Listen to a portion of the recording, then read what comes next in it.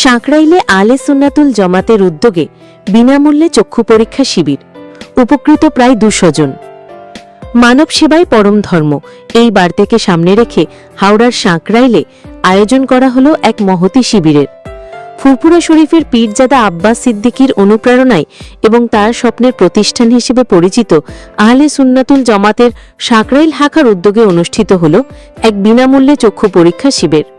শুধু তাই নয়, শিবিরে আগত দুস্থ মানুষদের জন্য স্বল্প মূল্যে ছানি অপারেশন ও চশমা প্রদানের ব্যবস্থাও করা হয়েছে। এদিন সকাল থেকেই শিবিরের সামনে ভিড় জমান এলাকার বহু দুস্থ ও প্রবীণ মানুষ। দীর্ঘদিন ধরে চোখের সমস্যায় ভুগলেও আর্থিক অনটনের কারণে যারা চিকিৎসা করাতে পারছিলেন না, আজ তারা বিনামূল্যে বিশেষজ্ঞ চিকিৎসকের পরামর্শ পান।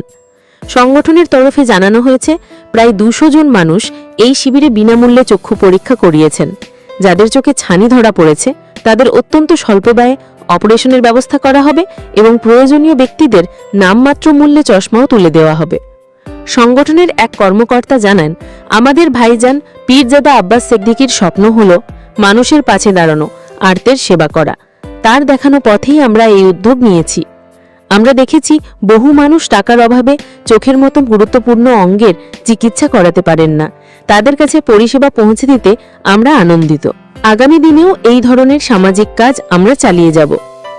শিবিরে আসা এক প্রবীণ সুবিধাভোগী রহিমা বিবি বলেন, অনেকদিন ধরে চোখে ঝাপসা দেখছিলাম, ডাক্তার দেখানোর মতো পয়সা ছিল না।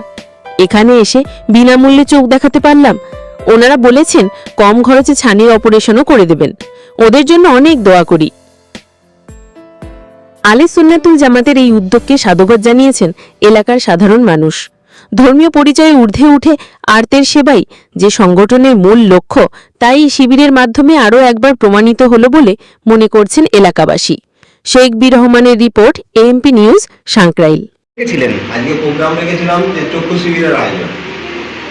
তো এই চক্ষু শিবিরে কতজন মানুষ এসেছিলেন চক্ষু পরীক্ষার জন্য? হ্যাঁ, আমাদের নাম নথিভুক্ত হয়েছেন কম বেশি 225 জনের মতো। আমরা সংখ্যায় পেয়েছি 180 জন। আচ্ছা, এখানে কি শুধু চক্ষু পরীক্ষা হলো না অন্য কিছু ব্যবস্থা ছিল? হ্যাঁ, আমরা অপারেশনের ব্যবস্থা করেছি এবং ছানি কাটানোর ব্যবস্থাও করেছি এবং চশমা সহ। আচ্ছা, এই যে আপনারা এই প্রোগ্রামটা, মানব সেবা প্রোগ্রামটা রাখলেন, এটা কি আপনারা নিজেরা করছেন না কোনো সংস্থার সঙ্গে যুক্ত আছেন? আমরা সংস্থার সঙ্গে যুক্ত, কিন্তু আমরা নিজেরা সংগঠিতভাবে নিজের পকেট থেকে খরচ করে আমরা এই কাজটা করছি। কোন সংস্থার সাথে যুক্ত আছেন? ফুরফুরা সিলসিলার আব্বাস সিদ্দিকী ভাইজানের সঙ্গে আহলে সুন্নাত। এই যে সংস্থা বা সংগঠন, এদের সাথে আপনারা কত বছর ধরে যুক্ত রয়েছেন? আমরা যুক্ত রয়েছি কম বেশি প্রায় 15 বছর। আচ্ছা, আমরা তো দেখি বিভিন্ন জায়গায় এই যে আপনাদের সংগঠন রয়েছে, যেমন উনসানি রয়েছে, সাঁকরাইলে রয়েছে, আরও বিভিন্ন জায়গায় রয়েছে। তো এই সংগঠনের সঙ্গে যুক্ত হতে গেলে কত রয়েছে? এই সংগঠনের সঙ্গে যুক্ত হতে হলে ভাইজানের কিছু নির্দেশিকা আছে। সেই নির্দেশিকার মধ্য দিয়ে আমরা চলি, আর ভাইজানের নীতির উপরেই আমরা রাখার চেষ্টা করি। না, কোনো ধর্মীয় সংগঠন নয়, মানব জাতির জন্য। মানব জাতির জন্য। এর মধ্যে কোনো রাজনৈতিক দল রয়েছে? না। এরপর আপনাদের আগামী প্রকল্প কি রয়েছে বা কি সেবা করতে চলেছেন মানুষের জন্য? আগামী প্রকল্প আমরা রেখেছি রক্তদানের শিবির একটা চিন্তা ভাবনা করছি এবং স্বাস্থ্য সেবার জন্য এবং স্বাস্থ্য পরীক্ষার চিন্তা ভাবনা মাথায় রেখেছি। তারপরে আরও অন্যান্য কাজ আমাদের সামনে আছে। নিঃসন্দেহে ভালো আশ্বাস দেব যে হ্যাঁ ঠিক করছে, আমরাও সহযোগিতা করব তাদের পাশে। বর্তমানে আপনাদের সদস্য সংখ্যা কতজন রয়েছে? বর্তমানে আমাদের সদস্য সংখ্যা 85 আছে। 85 জন? হ্যাঁ, 85। কোন আই কেয়ার তত্ত্বাবধানে এই প্রোগ্রামটা হলো আজকের? মেডিকেলের তথ্য থেকে ওনারা বলেছিলেন যে মেডিকেলের তথ্য থেকে আমরা আসছি, আর ওনাদের পুরো নথিপত্র আমাদের কাছে ওনারা জমা দিয়েছেন এবং জানিয়েছেন। চশমার জন্য টাকা পয়সাও দিতে হচ্ছে বলতে ওনারা একটা সীমিত ধার্যের ওপরে, যেটা বাজারে যদি 500 টাকা হয়, আমাদের কাছ থেকে ওটা কনসেশন করে মানে 300 টাকার মধ্যে একটা কথা রেখেছে।